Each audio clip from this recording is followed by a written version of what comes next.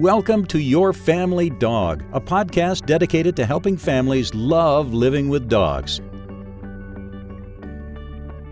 Welcome back to Your Family Dog. I'm Julie Fudge Smith, and I'm here with Tina Spring. And today, our guest is Trish McMillan. We are very, very excited to have her here, as she is an expert in animal behavior and in this very delicate topic that we are challenging ourselves with today, which is behavioral euthanasia. Trish holds a master's degree in animal behavior from the University of Exeter in England. She's a certified professional dog trainer through CCPDT, and she specializes in behavior modification work using positive reinforcement with dogs, cats, and horses. She has written a lot. She has an online shelter group in animal behavior mentorships through the Shelter Behavior Hub, which we will have a link to. And she's spoken internationally and nationally on shelter and behavior issues and offers in-person and remote consultations for people. So thank you so much for being here, Trish. We're really excited to have you. And as per usual, Tina has the first question. Thanks for inviting me to speak with you guys. This is such an important topic. It is, and it's the one that we get the most requests of. Could we please do an episode on it? So it's not something that we've taken lightly. It's been a little bit of wrangling, deciding whether or not we wanted to do it. It does put all of it a little bit in the crosshairs for some people.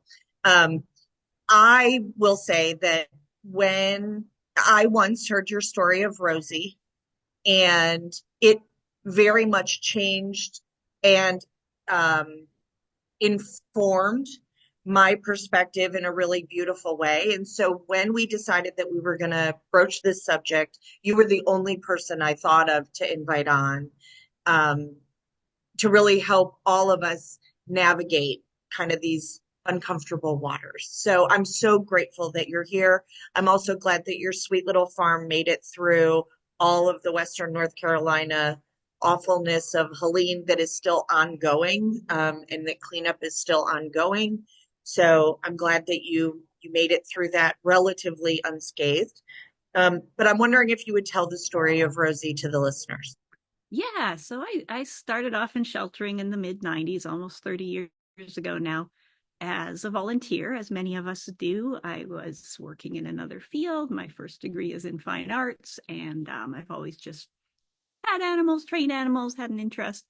So I thought, I'll walk dogs at the shelter. And that quickly took over my whole life.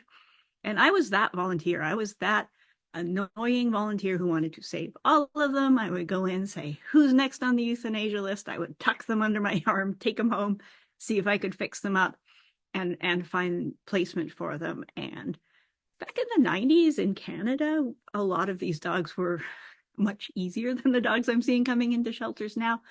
Part of it was that the shelter would euthanize anything that came in that was dangerous. I wouldn't get to meet them because they knew that would be dangerous for them because I would take it home. So Rosie came in. She was returned for growling at a man.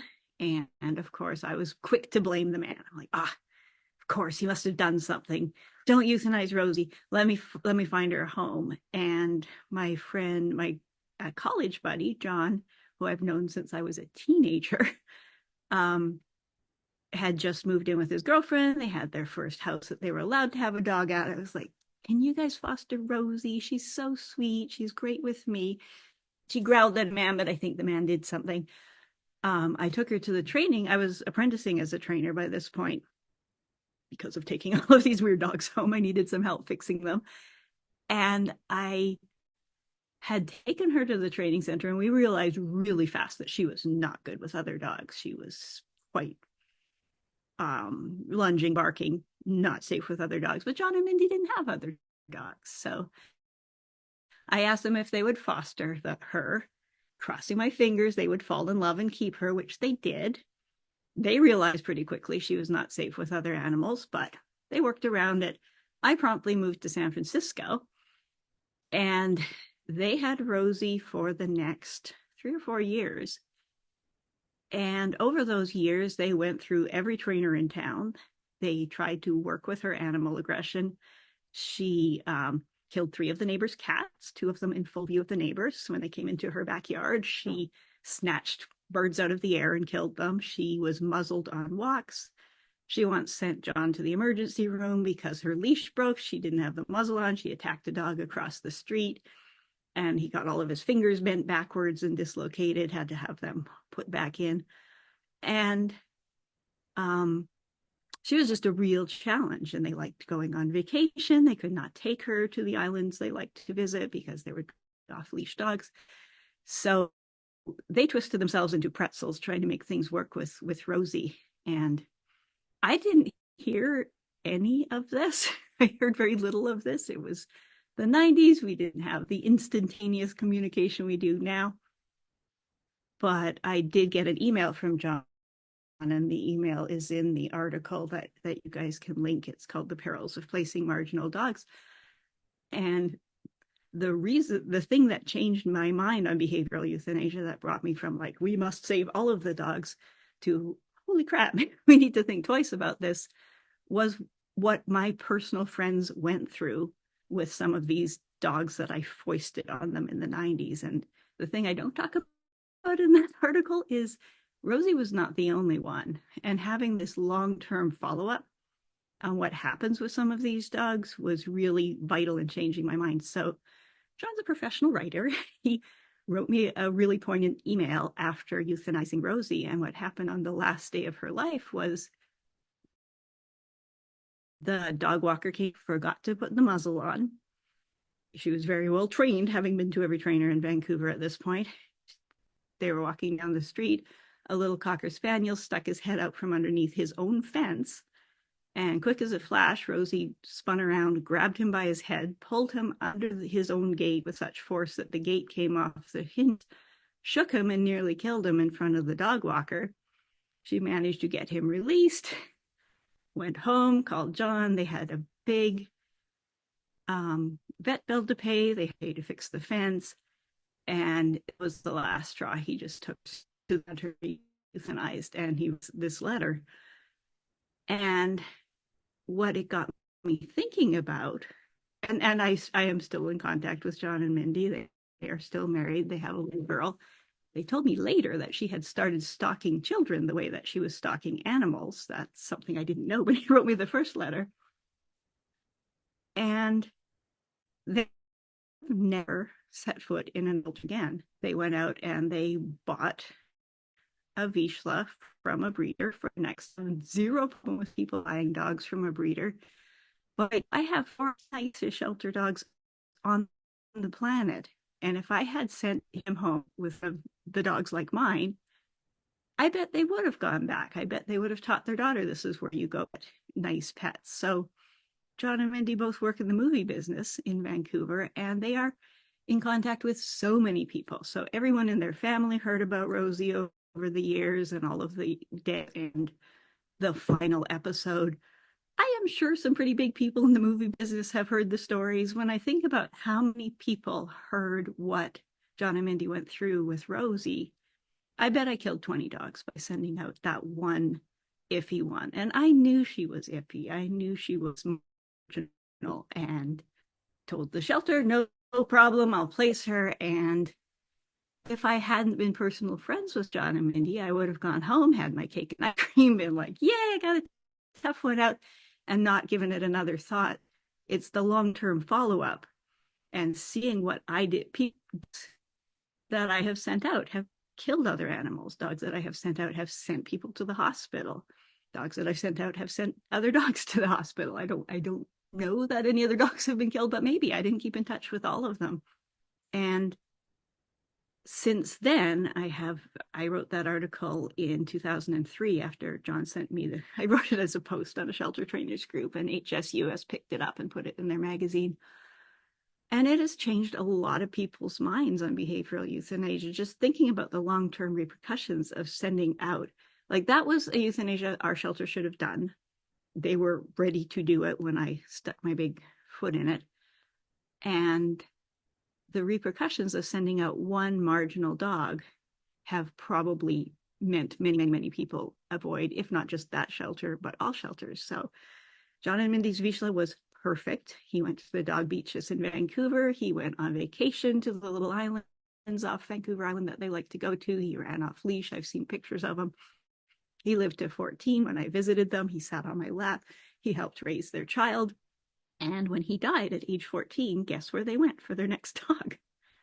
They now have a female Vizsla. So, you know, I could have got them hooked on shelter dogs, and my 4 really nice shelter dogs have done the opposite. They have, people meet my pit bull who's from a dog fighting bust. He had no socialization. He's a dud as a dog fighter. He loves other dogs. So I'm glad he didn't have to stay in that environment. But people who've met him have totally changed their mind on pit bulls, on shelter dogs, on so this is my mission now, is to bring the really nice ones out. And a nice dog is a 12-year walking advertisement for your shelter, and an iffy dog is the opposite. And you know, when you have a good experience, you tell one person. When you have a bad experience, you tell 20 people. So we really need to think about it. We need to stop outsourcing our behavioral euthanasias to adopters. I think if we're shelter people, we need to be tough. We need to have written criteria. We need to make decisions. We should not be crossing our fingers and being like, they have no other pets. It'll probably be all right, because we're not sending them to an island with no other pets. Tricia, that was a very moving story, and I'm sure that Tina can relate to it as well as I can. I heard similar stories, have experienced similar things with my clients and myself over the years. I've had to put down 2 dogs due to behavioral euthanasia that were just too iffy for me to consider keeping, or to consider, and I wouldn't never consider adopting an iffy dog out to somebody else, because that's just sending the problem into the world. And I couldn't do that.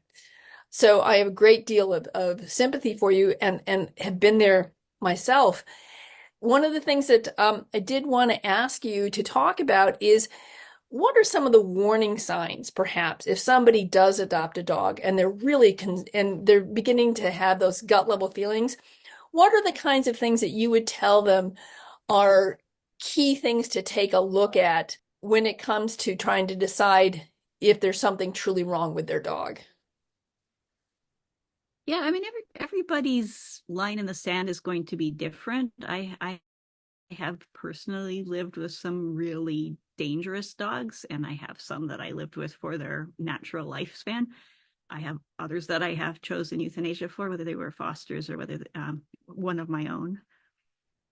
So I think as a single dog trainer living on a farm, what I can deal with is going to be very different from my friends who have 3 little toddlers.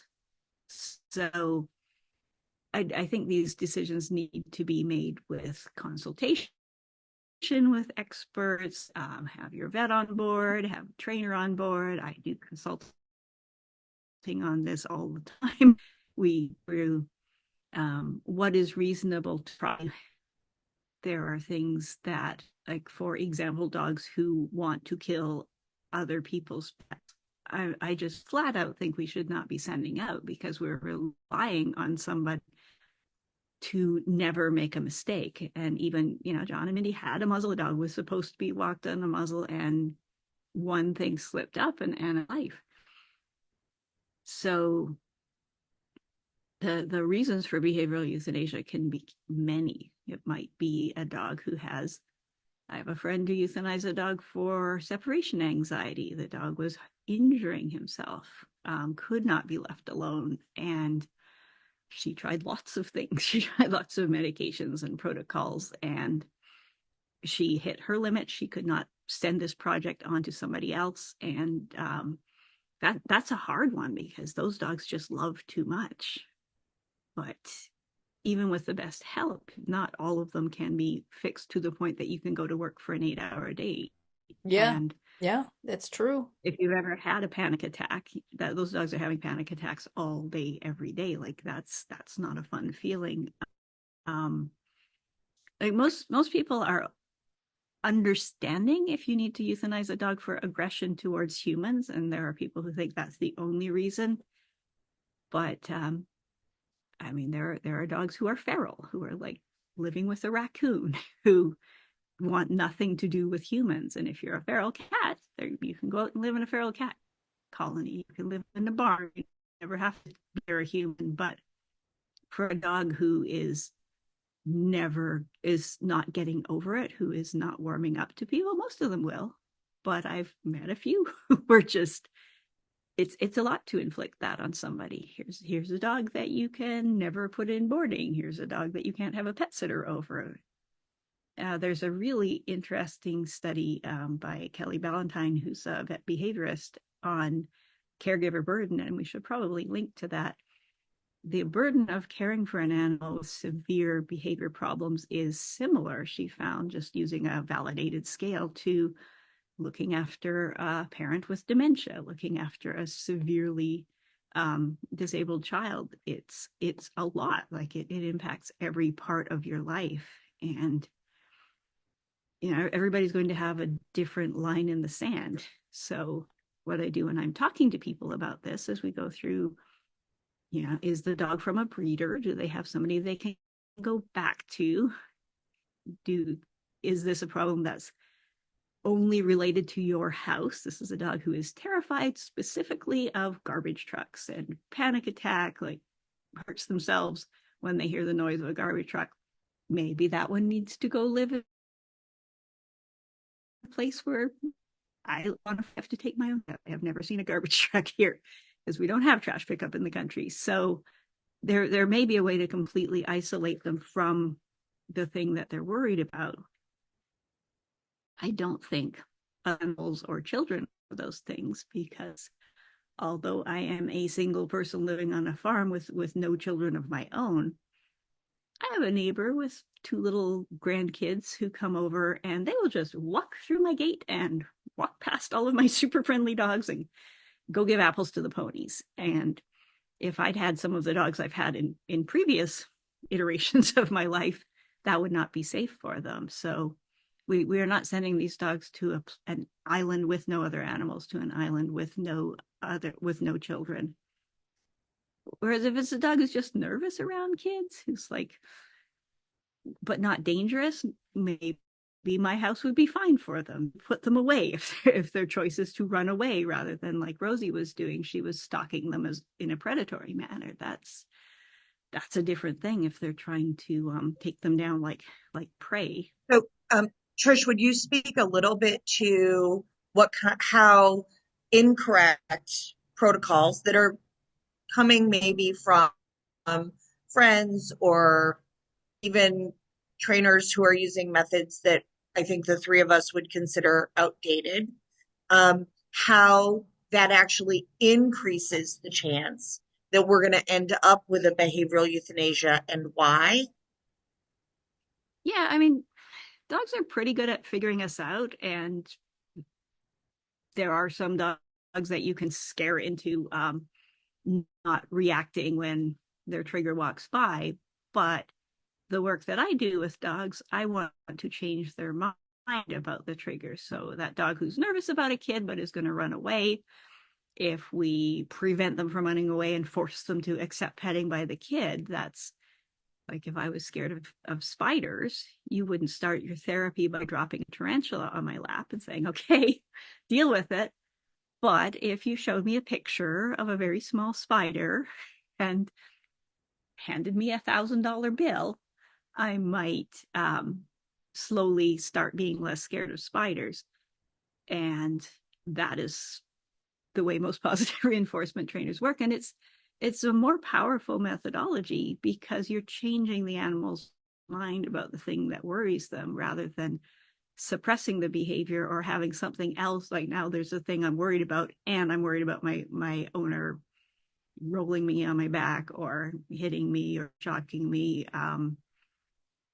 So I have definitely seen dogs made worse by harsh methods, but the suppression is so convincing. Like, I think one of the reasons we get in trouble when we choose behavioral euthanasia, they're like, well, I saw on TV that blah, blah, blah. I'm not mentioning any names, but, or I saw on TikTok that this person took a dog and muzzled them and just forced them to face their fears. And by the end of the video, they were accepting children or they were accepting other dogs.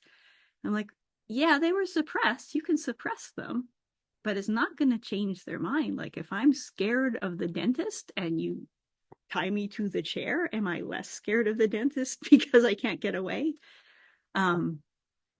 So yeah, many dogs can have their minds changed. I have one of my iffy dogs from the past was a Doberman that I fought with that same shelter for a month to have released to me because she was hideous with men, just hideous, hitting the kennel, showing all her teeth. And I had that dog for 10 years. I'm not sure. That's one of the ones I was thinking when I see the little girls coming through my front gate. I'm like, children were not a trigger unless they were male and over 12, particularly, but I don't know that that was the safest dog. But over the 10 years I had her, I associated men with cheese over and over and over to the point that I remember taking her when she was 8 or 9 to do a demo at the shelter on clicker training. She was very good with the clicker. And I would set her free in the room with 18 women and 2 men, which is how the numbers shake out in shelter volunteer work. Single men take note. And she would go directly to the 2 men in the class and poke them and look at me like this is one of the cheese people, and go to the other one and poke them and look at me. So I was able to not just take away the fear of men and her explosive reaction, but I was able to make her choose them. And I did end up married to a man towards the end of her life, which definitely couldn't have happened when she was a younger dog. She was pretty good at keeping men away. Suppressing behavior. One of the things that I have to remind people of sometimes is that no behavior is not the same as good behavior. They're not the same thing. And if you're suppressing behavior so your dog's not reacting, that doesn't mean it's good behavior. It means that there's something going on that's causing this dog not to react. And at some point, they're going to react. The trigger is going to probably be large enough. Whereas what you were talking about with, her learning that, hey, that kind of person produces cheese, that's a great reaction. That's a positive reaction, a positive behavior. It's not a suppression or no behavior. When I see a dog shut down like that, that's a real key to me that there's something that's a red flag. And that's a huge issue that we need to address. Why are you shutting down in behavior? What's happened to you? The other thing that I was thinking about when I've had to deal with euthanasia with dogs, especially if it's a young dog, is so many people it takes a long time to get to the decision to, one, to rehome, but 2, to euthanize. It also takes a very long time to get to that decision. And when you make that decision, you inevitably feel like a failure. I have failed this dog. I have failed. And sometimes, you've done everything right. And that it's not just environmental behavior. There's genetics going on here. That behavior is really complex, and that there's genetic, environmental, and learned things going on to shape these behaviors. And it could be that you could have done absolutely everything right from top to bottom, and the dog's still going to have a problem because there's a genetic defect there of some kind or the other. And so I think that it's important for people to understand that behavior is complex, and it's not just a result of what you've learned. There's epigenetics, there's maternal, there's in utero effects, so much else going on. And one question I ask people when they say, this is my fault, I failed this dog, is I will often ask them, have you had other dogs before? And many people that I have this question to are like, yeah, my last dog lived to 15, kissed all the children, went to the dog park. Like, and you did the same things with this dog. You probably know more with this dog than you did with the last one. And it turned out differently, which means it's not you. So the 2 dogs that I often contrast when I'm writing about behavioral euthanasia or on podcasts are my pit bull Theodore, who's the worst situation. He was on a chain in a dog fighter's yard for 8 months. He was throwing food every couple of days. He was chained and not allowed to meet any other dogs. So to build that frustration, this dog fighter did not keep dogs who were not good at fighting. So he's definitely got the genetics for dog aggression, but he's a dud. He's like the cattle dog who's scared of cows. Like he's loves other dogs more than life itself. He's 12 now, and I can put him with any dog, any size, any type of dog, and I know he will convince them that they need to play with him. He can only play a few minutes now. He's very arthritic, but we missed that critical socialization window. He met one person, and then he was taken at 8 months, and he spent the next 8 months in a shelter in a 5 foot by 5 foot pen, let out for exercise and enrichment, but he had to be held until the case was over. So he only met adults. He became a helper dog at that shelter towards the end of his stay. We discovered he was magic, and that's what made me take him home with me. So, looking at how he was raised, whenever people say, oh, it's all how they're raised, and I've written an article about that too, which you can link. They'll see me with Theodore out in public, and he's just wiggling and waggling and trying to kiss all the kids and trying to play with all the dogs. And they're like, well, clearly it's all how they're raised. They assume I've had him since he was a puppy. I'm like, he's raised by a dog fighter. Whereas the most dangerous dog I've ever lived with was a dog that I raised from birth. And he came from 2 pretty much feral parents who were kept in a basement. And the animal control officers who caught them said it was like catching wild things. They were just, the neighbors said they hadn't seen them outside since they were puppies. So they were down there living in their own waste, really heavy parent load. They were missing their hair from the shoulders back. They chewed it off because they had so many fleas. They were both emaciated. They were probably brother and sister. And we brought him to the shelter. They euthanized the male immediately because he was pooping himself and climbing the walls to get away from people. So they held the female. She was a little less terrified, and she was able to take food from people because she was starving. So they held on to her for the case, and then she started getting wider and wider, and we're like, oh, she's pregnant. And I thought, I'm an apprentice dog trainer. I'm going to take this mama dog home, and I'm going to raise these puppies, and it'll be a great experience for me, and these will be the best puppies because I know what to do. So I brought her home. She had 10 puppies in the shelter. One of them died the first night. We managed to get her and the puppies to my place. That was fun. And I did early neurological stimulation with these puppies. I trained them all to sit and lie down. They were crate trained. They were taken in cars. They were introduced to a cat. It was before puppy culture, but they got the best that I could do as a baby trainer with a new subscription to Ask Jeeves on the internet. And it was the late 90s. And one of those puppies, when I was just doing normal puppy handling stuff, at 3 weeks was growling at me. That is not something I did to him. Ouch. He was starved. That is really early for growling. That's scary stuff. It wasn't little puppy growl. It was like, don't touch me growl. Ooh, that's scary. That's very scary. Mom was starved for the first half of her pregnancy. So all of those puppies, their little brains didn't get the nutrients. They had terrified parents. The second half of her pregnancy was in a very stressful shelter situation. So he was just starved and bathed in salt, and not one of those puppies was normal. Some of them had super high prey drive. There were 2 that had this explosive aggression. There was one with hideous separation anxiety. There were a couple that chased joggers. A bunch of them got bites on them. One of them killed a cat and was euthanized. And it was the 90s. I didn't keep in touch with all of them, but Chinook, by the time he was 18 months old, we'd had him on various medications. He'd been in puppy class since he was a baby. He had extensive socialization towards everything, but he had like 3 people on the planet who could touch him. He was dangerous towards our older blind dog. He was dangerous towards me and the boyfriend I had at the time. And he just steadily got worse. And I have scars up and down my body from this dog. He would just explode. And when he attacked, it would be a multiple bite attack, sort of coming up your arm and launching for your face. And the only way to get him to stop would be to hold him in a way that he could not physically reach you. And you'd take a few bites getting him into that position. And eventually the demons would pass and you could let him go.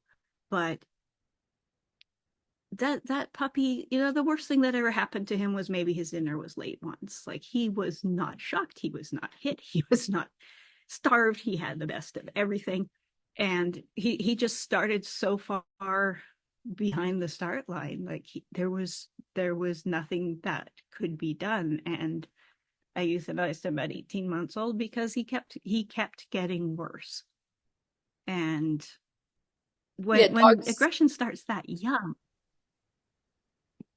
it's coming from something else. It's not something I did. Right. And in dogs, I think people don't understand too, is that especially when you're talking about young dogs and starting that early, dogs are going to grow into aggression, not out of it. And that's something to bear in mind as well.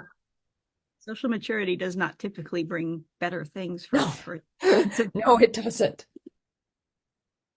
And he never got to. I euthanized him at 18 months of age. And here's another thing that people think is we can't euthanize until we try everything. And he was technically the boyfriend's dog. I had these dreams. I had a Dalmatian who did agility at the time. I thought, this will be Bob's dog and he's going to train him and we're going to be one of those couples that goes to agility trials together. Because he was a super smart dog. He was very trainable. And because he was technically not my dog, I had to get buy-in from the boyfriend.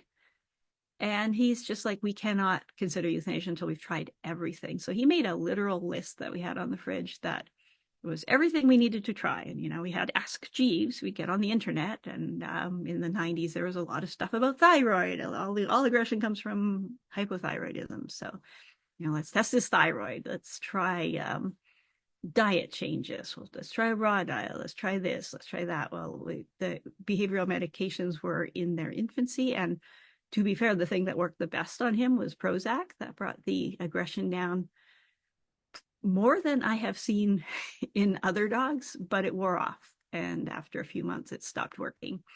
And we cross-weaned him to different medications. Nothing ever worked as well as Prozac did for the first few months, but he quickly became dangerous again. We went to a holistic vet. I went to a pet psychic. I went to anything that was on the list we felt like we had to do. And here's something about trying everything. There is no such thing. Because every time we'd get near the bottom of the list, Jeeves would come up with something else. Like, here's a different medication. Here's a different protocol. Have we tried this? And you don't have to try everything. If you are somebody listening to this podcast because you have such a dog at home, and most of them are not as severe as Chinook was, you do not have to try everything. You just have to try what is reasonable for you. And what was reasonable for us as kids in our 30s with no kids, and a pretty regimented lifestyle for him, we had the luxury of being able to try more things than my friends with 3 toddlers would have been able to. And, I looked into sanctuaries for him, and the only sanctuary that would possibly take him, he would have had to live outside in a muddy pen by himself through wet Vancouver winters. And this is a dog who had slept in the house for his entire life, and he would not have been able to be with other dogs because he was iffy with other dogs as well.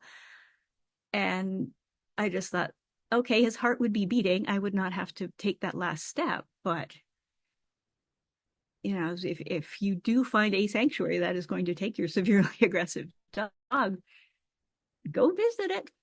Look at it in person and go every year, because in my 8 years working for the ASPCA, some of the worst neglect that I saw was sanctuaries that had gone bad. And if you've got a sanctuary, it can be very hard to say no. And if you keep saying yes, some of them there was one that I worked with that had over 400 dogs and living in 3 hog barns and cared for by 3 people. And you do the math on that. The guidelines for sheltering are 15 minutes per animal per person hour. So how many people would you need to care for 400 dogs humanely? They were not cared for humanely. So sanctuary is not always the answer. There are not enough sanctuaries out there, and sometimes the lives they have there are not ideal. Agreed. I I have had to do behavioral euthanasia. I have also lived with animals that I should have done a behavioral euthanasia and didn't. I right now live my life with a dog who at 10 was given to us. And as we were pulling away, they said, oh, by the way, he's been trained to kill cats, and we have a cat. Oh my God. So I am one of those that lives in a home where we cannot make an error at all, or our cat will be murdered. And he doesn't deserve that. Likewise, the dog is a nice older dog. I can't bring myself to euthanize him over something he was taught to do and rewarded for. So my world is sometimes very small, right? Only one of us can go on vacation at a time, right? That's just how it works, because trusting a pet sitter and taking that risk is something that I'm not all that willing to do. So I get it. I completely understand that living with a dog that has serious behavior issues going on can make your world very small and very stressful, right? Like we can't have a glass of wine with dinner until we know for certain that the dog and the cat are separated. Yeah, So that caregiver burden I was talking about, that, and that breaks up marriages. Like if you can't go on vacation for a dog who lives 15 years, like that takes away bonding time with your spouse. And you know, my relationship broke up when Chinook died. That was when we euthanized him. That was the end of that particular relationship. It's really hard, especially when I came to terms with the fact that this dog needed to be euthanized before my partner did. And you know, that causes a lot of friction when you're arguing about life and death. Like nobody wants to be on the side of death, but you know, we went on a mission while we had him, and it was to a remote lake in the Okanagan. And we like found a spot where we could swim him, and like you can't leave him with a pet sitter who could look after a dog like that. yeah, and I will say, like most trainers, my dogs are a little bit of the island of misfit toys, right? None of them did I choose. All of them have been someone else making a decision on an animal and then the dog being typically rehomed to me, or picking the dog because I wasn't physically in the space where the dog was when it was chosen. And now that I have a pretty stable dog, it makes me realize just how special needs and how much stress there is in the house with these special dogs who I love. I adore them. They're not going anywhere, but I don't know that I would sign up for it again. Yeah, that's and I think that's an important thing to talk about. Yeah. Yeah. Oh, I've been through the same thing. We had two dogs at two different times that we ended up having to behaviorally euthanize. And it wasn't until after, especially the first one, after Molly had been put down, that we realized how much of our life had been so focused on keeping Molly and everybody else safe. And there was this sense of returning our lives to a bit of normalcy after, and feeling guilty about that. But also I realized that that was probably also a really good indication that we had done the right thing. That if my life finally feels a bit normal again, how abnormal had it been? And it had been just completely centered around working with Molly and her aggression. And then with our second dog, he was quite young. He was only 20 months, 22 months when we had to euthanize him. He'd bitten my grandson. He'd gone up the arm and grabbed his ear. And, you know, we had plenty of grandkids, and I'm like, I can't trust him. And he was starting to get really focused on other animals and kids. And it was very hard for my husband. It was his dog. And luckily, we were in a position where I could give him some time to come to the realization of where we were headed. And we had a really great vet who worked with us. And I worked with the OSU behaviorists at Oh, they're Ohio State University, friends of mine. And you're right, having a support group to help you make this decision or to at least give you some guidelines as you're going through it doesn't make it easy, but it makes it better. And that was just really crucial for us to have that support system there saying, yeah, these are the things you need to consider. And whatever you decide, we will, we're going to support you on the decision you made because we know that, you're making it with as good a faith as possible. Yeah, and what you mentioned, the grief mixed with relief, mixed with guilt at feeling relieved that your pet is no longer with you, like that is what makes this type of loss so complex. Yes, and the other thing that we found is that a behavioral euthanasia is very different with the animal than a euthanasia with a sick animal. Absolutely. And Absolutely. that was really that was unexpected, and how hard it was for the dog and the fear the dog was going through, even though we had pre-medicated it and everything else. That was much different than having to euthanize a terminally ill dog. And that's something I don't think I was prepared for the first time around. And that's something I think I'm needs glad to be discussed. What? there are so many. I'm That glad those dogs will absolutely fight it. Yeah. And the vet who is mostly doing euthanasias of dogs who are just like, please let me go, or, almost dead before they get there, the amount of pre-medication, the amount of medication you need is a fraction of what you need, especially when there's aggression or fear or really big emotions. You need to use much, much different calculations.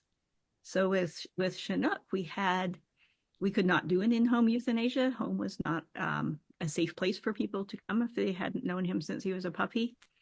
And he'd had some bad experiences at the vet office. It was before Fear Free. It took 5 of us to hold him down, draw to put him on Prozac at 6 months of age. And he was only 55 pounds, but and it took me a month to muzzle train him because of bad experiences he'd had with sort of being manhandled, to get things done with him that needed to be done. And we had planned, and I've been begging us to euthanize him since the first time I met him. And we had decided when we finally, it was Asia at the training center, which was a happy place for him. It was not at home. I had a whole bunch of pre-medication I had to give him. And we took him for his last walk and we gave him his last meal. And he was so good for the last couple of days that we could not go through it. And we called at the 11th hour and called it off. And man, if I could go back to 1999 Trish and give her a good shake and say, you need to go through with it the first time, because what ended up happening was a few weeks later, he had a no good, really bad day. Luckily, nobody was bitten on that day, so we didn't have to house him for a quarantine. But he had my partner trapped on the couch. He had me trapped in a room. And if either of us moved, he'd sort of scuttle towards you like he was going to attack. And I remember having the conversation through the office door with Bob, like, is today the day? So we ended up euthanizing him on a no good, really bad day. I was able to get to the fridge, get the medication, ball it up in some bread, lob it at him, and wait for him to get woozy. And I put the muzzle on him. I took him to a vet that he'd only been to once. And luckily that vet was okay with behavioral euthanasia, because not all of them are, and that's their call.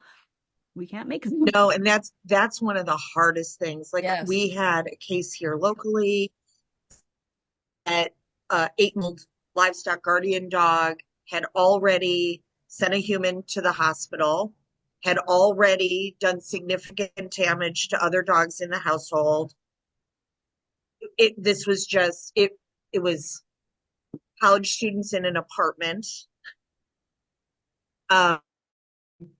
And we ended up having to transport this dog hours to a veterinarian who would euthanize, because their local vet here was saying, your trainer doesn't know what she's talking about, and um, I won't, I won't do a euthanasia. Never mind that he couldn't even put his hands on the dog, right? And Like the young woman took the dog in for him to see what she was dealing with, fully muzzled, and the vet would not go in a space with him, but thought that this 19-year-old sweet, amazing girl who had done everything the way she thought she was supposed to do it, like did puppy classes, did training, did medications, did all of the things, the dog was just becoming more and more dangerous every day. yeah, and let me just stand up for the vets here. Like, it is absolutely their choice. Like, they have Of to sleep at course. night if they, and anytime I have the opportunity to speak to vet groups, I take it, because I think this should be a module in veterinary medicine. But if this is not in accordance with your belief system, and I have heard of people who, the disgruntled ex-boyfriend takes the cat into the vet, says this cat's Ugh. everywhere, please euthanize it. The vet goes through with it, takes him at his word, and then the girlfriend shows up an hour later, where's my cat? There's nothing wrong with that cat. Like, these are things that apparently have happened. So I understand that vets need to do their due Of diligence, and course. I offer Absolutely. is, I will do a write-up, we will do a full history, I will give you all, here's all of the options. If euthanasia is on the table with in my judgment, I will put that in a piece of paper so the vets have something from somebody with letters after their name. Yeah, well, But it is right. They can say no, but it's why it's important to have a relationship with a vet. If you've got a difficult absolutely. dog, like, have them on board. My vet was 100% on board with behavioral euthanasia from 6 months of age with Chinook. Right. Well, I think the other thing it's important to recognize is that being people think about dog training and veterinarian in the same way that, oh, what a happy job you have. You know, you get to play with puppies all day. And it's like, you're right. There's a really great part of it, but there's a really high suicide rate among veterinarians. I mean, it is a crisis level. And because these guys have to face one minute they're euthanizing a dog either for behavior or it's ill, the next minute they're doing a puppy, then they get criticized on social media, they get attacked. It's really a tough industry. And so you can understand why they have a hesitancy to say, I need some sort of positive proof that this really needs to be done because the consequences for them are quite dire. Yeah, I mean, it's the killing caring paradox. There are not a lot of fields other than sheltering and veterinary medicine where you have to end the life of the thing that you love best. Like, my mom was a social worker, and she worked with some profoundly mentally disturbed children, and she never once had to go to one of her foster families and say, hey, Timmy's been kind of declining and he's becoming more aggressive with your other children. And she's never had that talk. That is not a thing and that's something that helped me think things through with Chinook, was thinking, if he was a person and he was stabbing people with a knife as frequently as he is making me and Bob bleed, and he would not be sleeping in the bedroom. He would not be sleeping in the house. He would, if he was a roommate doing this, he would be either in prison or in a mental institution. And we have places for people who are dangerous to society. We don't have places for dogs who are dangerous to society.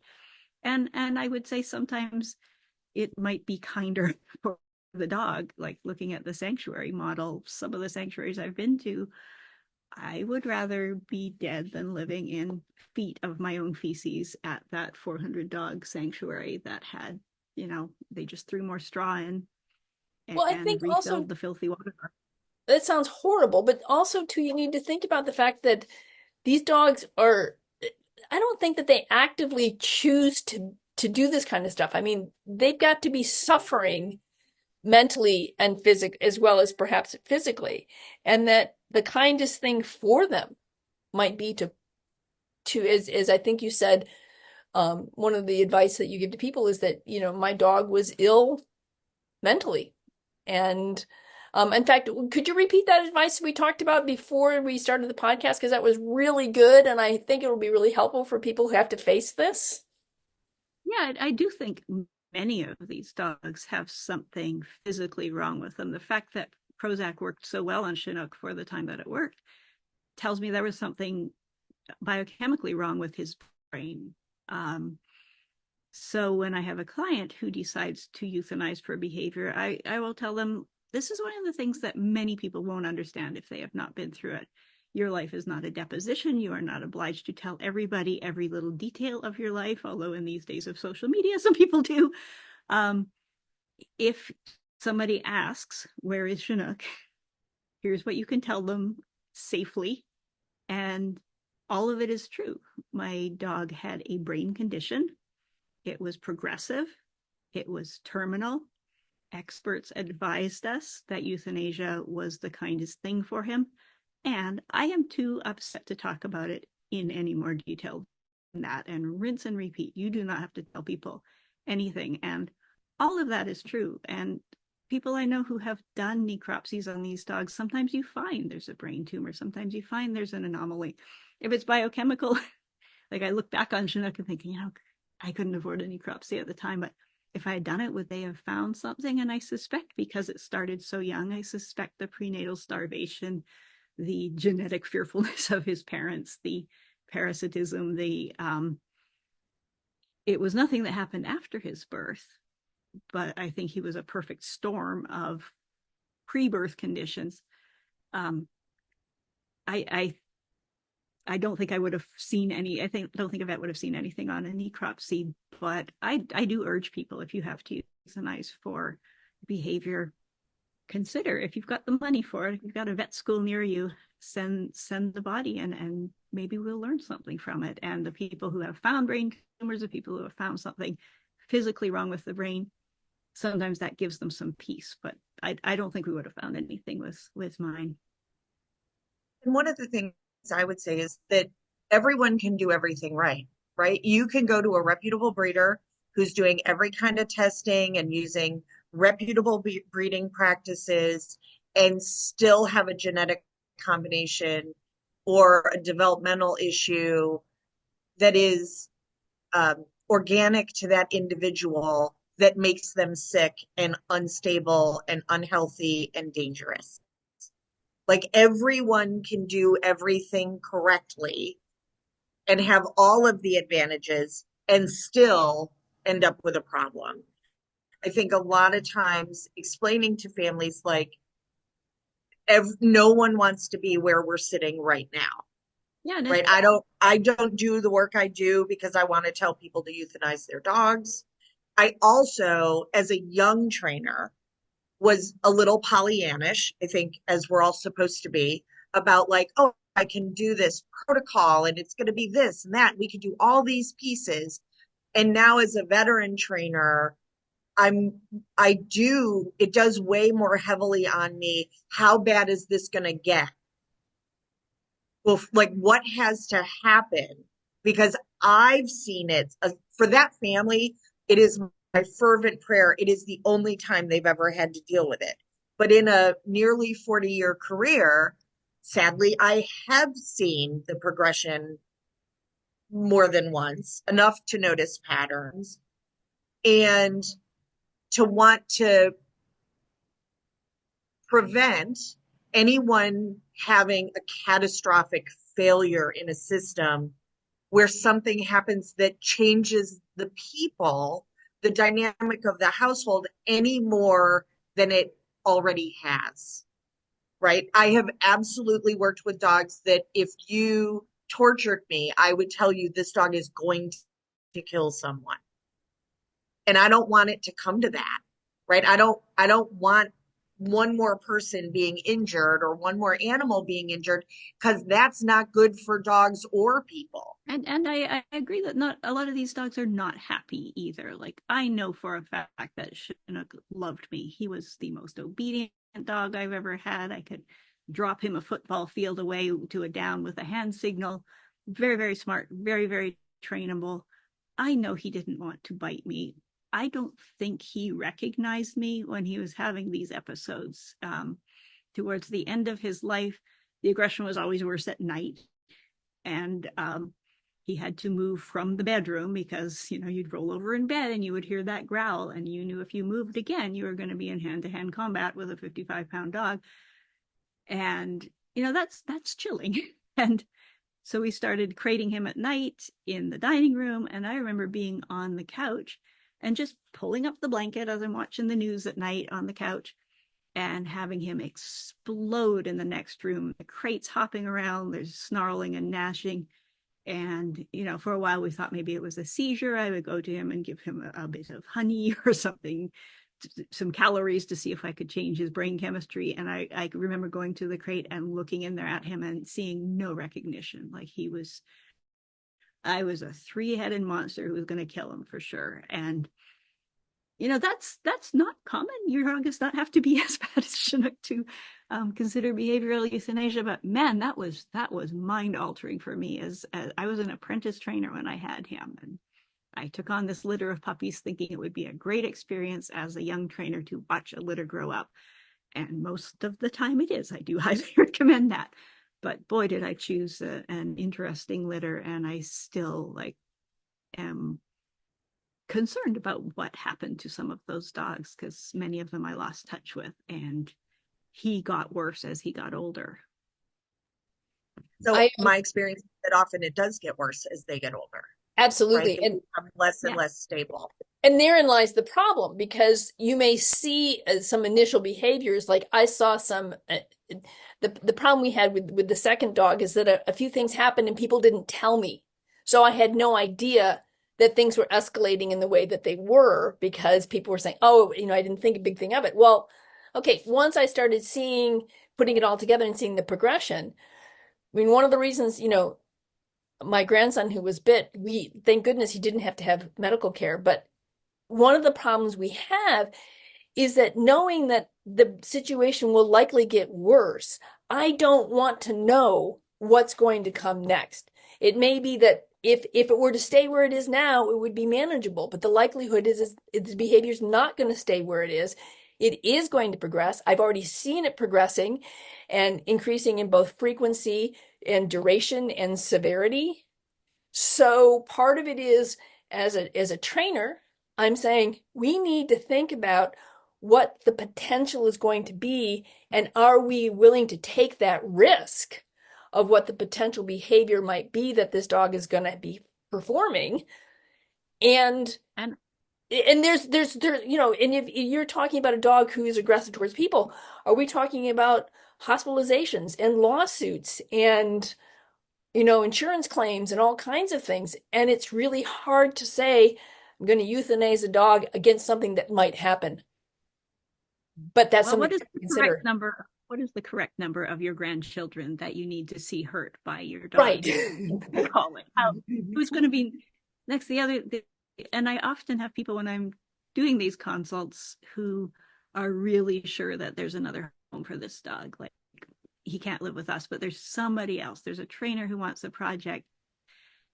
And what I tell them is, talk to a lawyer. Not sure about where you live, but if you're rehoming a dog who has a bite history, your legal liability very likely does not end with handing that dog over, no matter what waivers you write. I meet people all the time who are like, well, we'll just send them out on a waiver, and that's fine. Maybe the people who signed the waiver can't sue your shelter or would have a harder time because they signed off on it, but the kid down the street who's going to put his hand over the fence did not sign that waiver. The cyclist riding by while you've got the dog out for a walk did not sign that waiver. Your grandchild coming to visit for the holidays did not sign that waiver. So I am a dog trainer living on a farm, and I will not take your aggressive dog. I have done it in the past. I have done like Tina. I've taken in the misfit pets, and I am done. I am a cynical little trainer now, and I just want easy dogs, and all of my dogs are currently from shelters. I have no problem with people buying dogs from breeders. I fantasize about the well-bred Doberman I'm going to have one day. I've just always got too many shelter dogs to even consider it. But I choose the nicest, the friendliest, the most social, the easiest ones. I do not want a project. And these dogs are ambassadors for shelter dogs. I thought about it recently. Of the 4 dogs I have now, nobody even got a chance at any of the rest of them. I met Theodore at the shelter. I got him sent to a rescue group because he was a special dog for me. And when I put him on the transport to the rescue, I was like, oh crap, that was my dog. When I got home, I drove many hours to go pick him up. My little scruffy dog, I picked out a play group. It was the day she was going to go up for adoption. I was helping with play group. She came out. I'd been looking for a little dog. And she came wiggling and waggling up, and she's like, I don't know you, but I love you. And she played with all the dogs, and she went up for adoption at noon that day, and she was in my car on the way home at 12:30. Nobody else even got to meet her. My Pyrenees mix was dropped off at my neighbor's place. I'm like, she's too much for you. Let me foster her. I'll find her a home. And I did. So she's put her through the shelter as a foster, but I quickly realized that she was not a foster because she just fit in with everybody. And my Doberman, she's my problem child. I was solicited for her because she was super, super, super high energy. Pandemic puppy, kind of conflicted around people, and her go-to move is to punch people in the face with her face, just out of excitement and nervousness. And she's not going to bite you, but she may muzzle punch. I have a tenant. Yes. I have a tenant who got her nose ring ripped out by this dog the first time she came to look at my tiny house, and she took the rental anyways, and they're best of friends now. But that's you were lucky there. Yeah.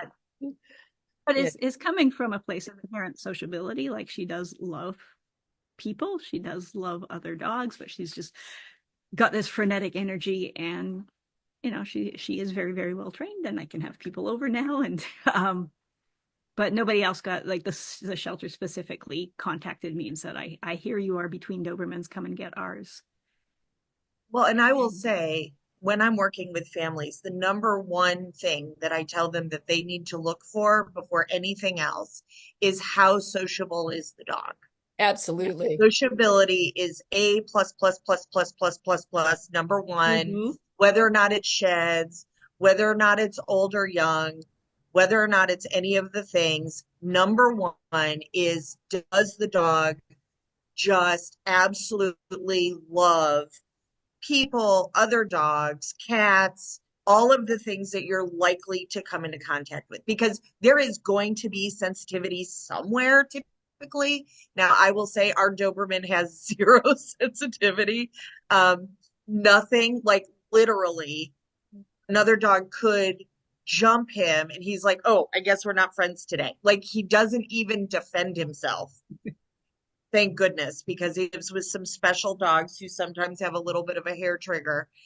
But having that in my house, like, the dog that I don't ever worry is gonna start anything, is like, oh my goodness, that sociability. I can trust him meeting children and meeting people who have balance issues and all of those things. And does he require management? Sure, he needs support. But I'm not worried that he's gonna suddenly lose his mind and be fragile or fractious. He doesn't have that in him. So, especially the dogs, I would say that that's number one.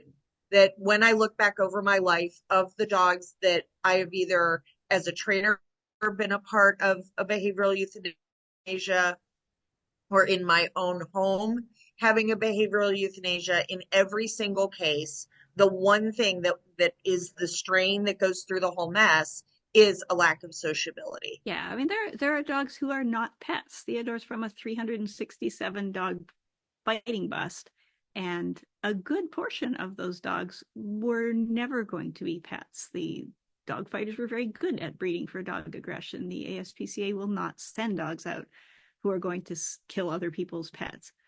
So a good percentage of them were euthanized for behavior, and it sucks with the fighting dogs because so many of them are the worse they are with other dogs, sometimes the nicer they are with people. And it is heartbreaking, but you are saying when you send out a dog who is going, like Rosie, who is going to kill other people's pets if anybody ever drops the ball. Like, that is saying my shelter dog is more important than your neighbor's Pomeranian or your other dog in the household. And I really respect that the ASPCA does not adopt out dangerous dogs.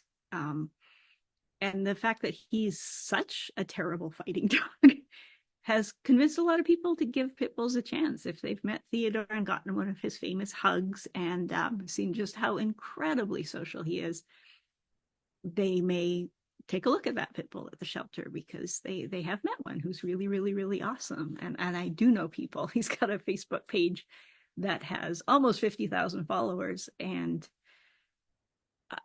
sometimes I'll ask, like, hey, how has this page changed your life? And people will always answer, I adopted a pit bull because of Theodore. So it's kind of the opposite of Rosie, who talked a lot of people into not getting shelter dogs. Right. Theodore, these advertisements can bring people in. So, Trish, for somebody who has had to go through this and needs support, what would you recommend? I know that, could you talk a little bit about losing Lulu? Yeah, there are various support groups. I know Lap of Love has one. I know OSU has some great resources. But Lulu was a foster dog of mine that I euthanized for dog aggression. And I've got a tough shell. People come after me all the time for being open about behavioral euthanasia, and that's fine. Like, I honestly, if you're listening to this and thinking, wow, what a heartless so-and-so this person is, I sincerely hope you never have to have a moment where you are trapped in a room by a dog who is going to bite you if you step out. I really hope you don't have to ever go through this. So I was able to make the decision on Lulu more quickly than I was on Rosie, with 25 years in between them. And I was debating whether to say anything on my social media. I mentioned it on my personal page, and my friends are dog people, and they are like, well, if Trish made the call, it's probably the right call. And I didn't get a whole lot of pushback. And then I was debating what to do on Theodore's page, because I had featured Lulu and he had taught her how to play. And she was always a little grumpy with other dogs. But once she was triggered and she had a fight, and she did $800 worth of damage to my smaller dog in moments, and there were 2 trainers and a break stick and the knowledge of how to get her to let go. The trainer who helped me break up the fight was like, just lie, just say she was adopted and stop talking about her. Like, they're going to want follow-up pictures. They're going to ask, like, where's her going? Like, I can't lie to people. So I told the truth on Theo's page, and that is full of lots of pit bull lovers who thinks these dogs can do no harm. And Lulu was a bulldog type. She was probably a bulldog mix, but probably bulldog pit bull. I never did her DNA, but it was a bully type dog. And I got called things I have never been called in my life. I will not share the names with you. Murderer was the nicest of them. And it wasn't everybody, but there's a very vocal minority who will come after you. And Yeah, I've been doing this I a was long time. I've attacked got a tough too. shell. In the same way, I was called Yeah, a dog murderer. Yes. yeah.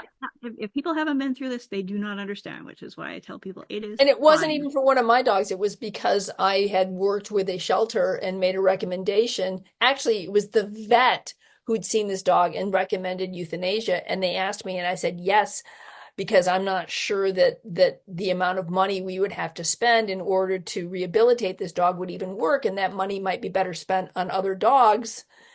And so I agreed with the vet, and yet I was the one who was called the murderer. Yeah, and we need to recognize that although these folks are loud, they're in the minority. Like, most people do not want the dog who bit your grandchild to still be with you biting grandchildren. So, I blocked a bunch of people, and my friend Sue Alexander is a trainer up in Canada, saw all this happening. She's like, we need a place to talk about this. I'm like, yeah, I need a pink pony, whatever. And she sends me a link that says Losing Lulu. And it's founded by Sue Alexander, one member, Sue Alexander. I'm like, click, 2 members, Sue and Trish. And it is a place where you can talk about behavioral euthanasia. And we have one rule, and that is keep it kind. And we do not like usually somebody will come through and say something stupid and, delete block. You do not get to be on this group if you're going to second guess people. And it now has more than 30,000 members. And I thought it'd just be me and Sue and a few of our trainer friends talking about this. I didn't know, but we've had one person had kept this in her heart for 50 years and never told a Oh, soul that about it. poor dear. Yeah, it's something that, you tell one person, you get blown up at. So many people were holding on to this and blaming themselves. And I'm Wow. here to tell you, it is your fault. Like, this is these seriously disturbed dogs. And we have cats and horses and a snake and some rabbits and some alpacas. It doesn't matter what the animal is that you have euthanized for behavior. You're welcome to join Losing Lulu, but there are screening questions. It's not just, oh, I'm interested in this, I'm going to be a grief tourist and read these stories. This group is not for you. It is for people who have been through behavioral euthanasias, for professionals. I always welcome veterinary staff because they are wrestling with this stuff too. And reading the stories from the first person has made me even more outspoken about, like, we've got to talk about this, because the dogs who are being sent out are getting more difficult. The ones who are skimmed off the top and euthanized in 1996 when I started in sheltering, they are now being held on to for years and adopted out repeatedly, and sometimes until an adopter does what the shelter was too fearful to do. And I would say this is where Sue Sternberg has gotten absolutely lambasted unfairly. For how dare she advocate that we place healthy adoptable dogs both physically and behaviorally. And I have to say, she had that horrible, somebody made that horrible documentary about her and just absolutely excoriated her in public. Then I had an opportunity to see her at a seminar locally and begrudgingly went, because I thought, okay, Tina, you need to follow your own recommendation of go and hear this person out. You're going to learn something, even if it's that your original opinion remains the same. And I walked away from it going, well, as a Sue Sternberg fan, and saying, Me I too. love that she is standing with families and with dogs to say, we as a humane world have to recognize that we cannot place animals that are marginal or dangerous, that it ruins it. It's awful for everyone, including the dog who gets placed, right? I think of how many dogs I have seen placed in homes that the dog came from the shelter dangerous, straight up dangerous. And those families struggling and agonizing over a decision that should have been made by the professionals at the shelter to say, this is not one that we can save. And that all of those resources, both emotional resources, but financial resources from donors, went into a dog who, if he had had terminal cancer, they would have euthanized. That is not a healthy adoptable dog. And if a dog has a terminal behavioral problem, also should be humanely, kindly euthanized with frosting on his face, being told he's a good dog, but we're sorry that he's too sick to be in our communities. Yeah.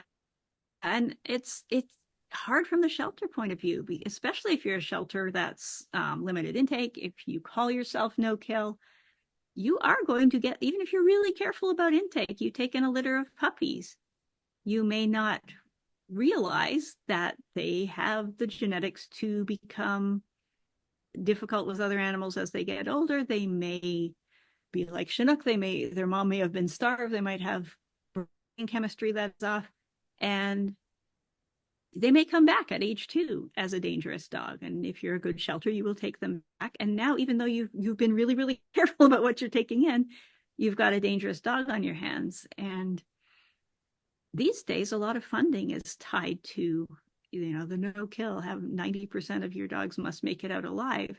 And if you hit 90% one year, then you'll get pressure from the community. Let's try for 95. And if you get to 95, let's try for 98. And if you get to 98, why not save them all? And I will tell you, if you have a 98% to 100% live release rate, you are probably outsourcing some of your behavioral euthanasia. And here's something people don't think about. All of my dogs are, well, not all of them. A good portion of my really nice dogs are from municipal animal controls. Like, if you think about it, where are you going to get the nicest, wiggliest, friendly dog? From a shelter that does euthanize the dangerous ones pretty instantaneously for some of them, or the ones who are obliged to keep trying something else and sending them out again. And, you know, they go out and they bite somebody, they come back. Let's send them out again. Let's add more management. Let's muzzle train.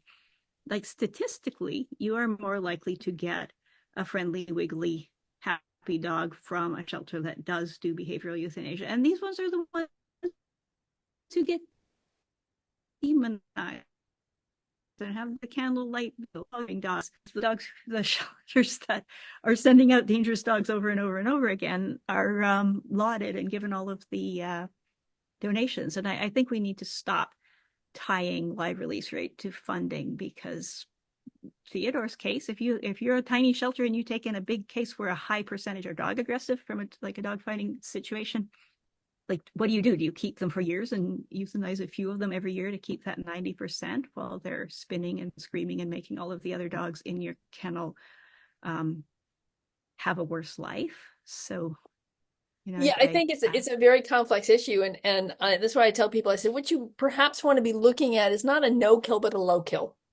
You want to look at a shelter that is reasonable in its assessment of its animals, and go take a look at the animals. I was thinking about, I've been to Sue Sternberg's shelter in upstate New York, and it's great. Yeah. She's got great dogs.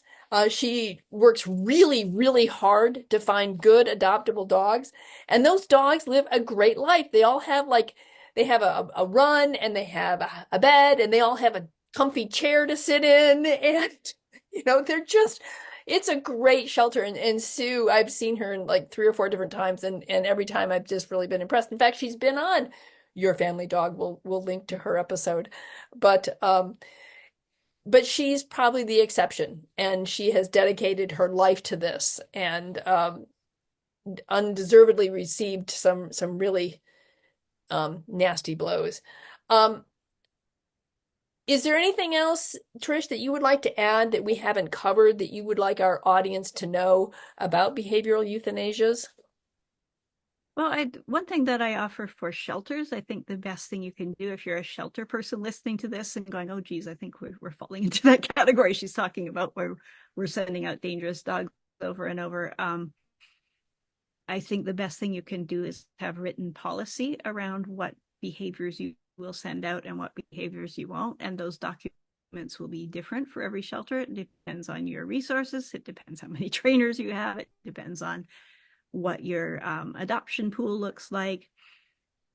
But I think every shelter should have written criteria on what they will and will not send out. And that is something that I coach shelters on with Shelter Behavior Hub. I have an online mentorship that is a whole module on it, where we sit down with some templates and we look at essentially codifying what we're doing anyways.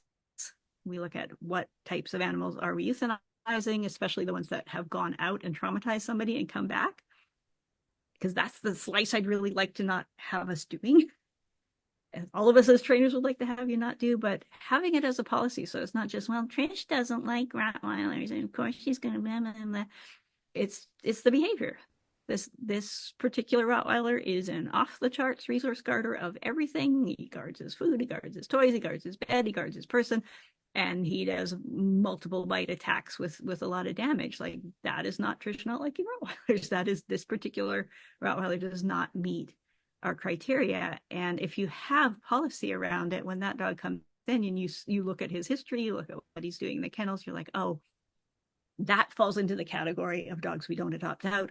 We can make the decision promptly. We can take the resources we would have put into a dog and put them towards animals that can be worked with, that can come around, and it takes the pressure off your behavior staff too, because it's not like if you are doing your behavioral euthanasia on a case by case basis, you're going to burn out your staff. Like, that is having to make those calls week after week, month after month, year after year.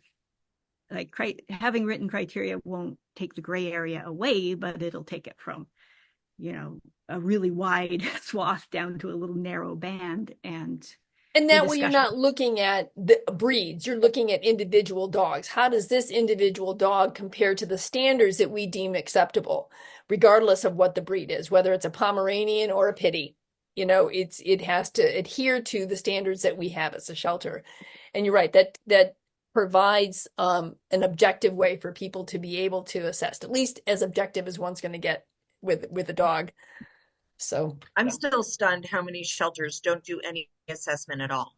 Oh, I know. It's like they're not testing for resource guarding. They're not testing for sociability. They're not. And honestly, that would, if a family is like, hey, we're thinking about getting a dog, I absolutely will steer them away from the shelters that are not doing any sort of assessment of the animals that they're placing in our community. I've just seen it go so badly so many times that I just can't be a party to it. I have also had families who have gone to some of those shelters, adopted a dog who within 48 hours is obviously straight up dangerous. And I tell them to return the dog to the shelter and to be clear, candid about the behaviors they're experiencing. Because there is a part of me that the shelters need to be aware of what they're doing. Yeah, and that was that was missing when I was just sending out dogs willy-nilly. It Right. wasn't until like a long-term follow-up, and we should be doing follow-up on our behavior dogs, and that'll give us an idea what sorts of things we can turn around in the shelter. And if you want to talk assessment, that's another whole show unto itself. I have some. Yes. Well, the other thing even just a simple assessment, would you take this dog home and turn it loose in your house? If the answer is no, this dog would murder my cat or go after my kids, or I would be afraid of this dog, then on what planet would it be okay to place that dog with an unsuspecting family who wanted a best friend? Or would you want them living next to you? Right. Right. They're going to live next to somebody who did not sign up for this. So right. Yeah, we need to do better. And well, one of the things I also tell clients is that no matter where you go, whether it's to a breeder or a shelter or whatever, make sure that you can return that dog for any reason. If you cannot return that dog, don't adopt, because you just don't know for sure what's going to happen with that dog. And here in Ohio, up in Amish country, we have a lot of puppy mills. And when somebody tells me they've been to Knox County and that's where they got their dog, I know exactly what we're going to be facing. And those dogs are not returnable for behavior issues. They're only returnable within 2 weeks for any kind of medical thing. And I'm like, you don't, because I can tell you right now, we are going to have real problems. And we do, from the puppy mill dogs. So, be careful about where you adopt as well. Make sure that they are willing to stand behind their dog and want it back for whatever reason. So, yeah, I was turned down by a shelter when I was in college. They're like, we don't adopt a student. So I bought my first dog from a breeder, and she was a Dalmatian. She was a great dog. And I didn't know anything about buying a dog at the time. I just knew I wanted a dog. I was a horse person. I wanted one that could keep up with a horse. It was the only reason anyone should get a Dalmatian. And I lucked into a really great breeder. I'm still Facebook friends with her. Like, got that dog in 1992. How many years is that? It's a lot of years. And I met her mom, I met her aunt, I met her grandma, and there was an uncle dog there who was neutered. And when I asked about him, he was a dog who went into a home. He was a really bad resource guarder. She's like, I didn't make that cross again. I did not add that genetics to my bloodline, but I took him back, and he lived with her for the rest of his life, and she managed him carefully around feeding time. And I had no idea what a gem I lucked into with that breeder, and she tried for the rest of the time she was breeding. She's retired now to get me to take another one of her dogs, because that Dalmatian did agility and obedience and therapy dog work and was just a walking average. I spent 13 years going, they're not all like this. Don't expect. My parents bred Dals for 30 years. They are not all like that. Yeah. And so I have no problem with people buying a dog, but yeah, a good breeder will take the dog back for the lifetime of the dog. And I just stumbled into that. That was just the first litter of Dalmatians I ran across. And if she hadn't been such a great dog, I don't know that I'd be doing what I'm doing now. It was, after the 101 Dalmatians happened, that the shelters were with Dals, that I started working with rescue, and I started getting into shelters, and that was the gateway drug for me. But she was an awesome dog, and she was the only one in the household that Chinook never bit. Huh, that's interesting. So, all right, well, Trish, thank you so much for joining us on Your Family Dog.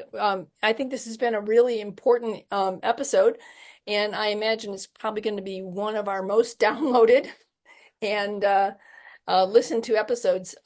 We really do. We are very, very grateful that you were willing to share your stories with us, and to be so kind and compassionate, and really grateful for the discussion that we've had today on behavioral euthanasia.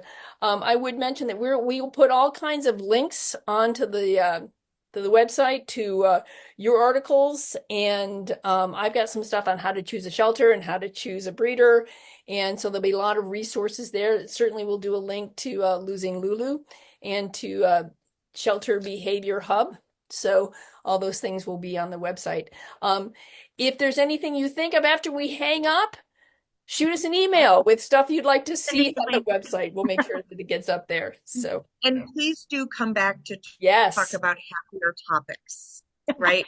I don't want you to think we were like, oh, we only want Trish for this, because I think that you have a really beautiful gift that you provide the world, and if we can help shine a light on it, I'd like to do that. I love talking about dog play, so bring me back on about dogs. Maybe well, you know what, you can just go and book yourself in whenever you want.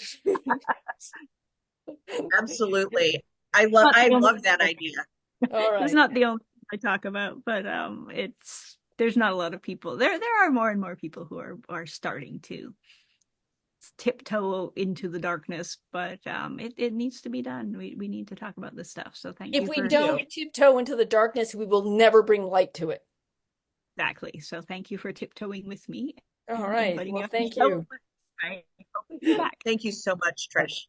All right. You're welcome. Thanks for listening to Your Family Dog. Got questions? Interesting ideas? Visit www.yourfamilydogpodcast.com to share your thoughts.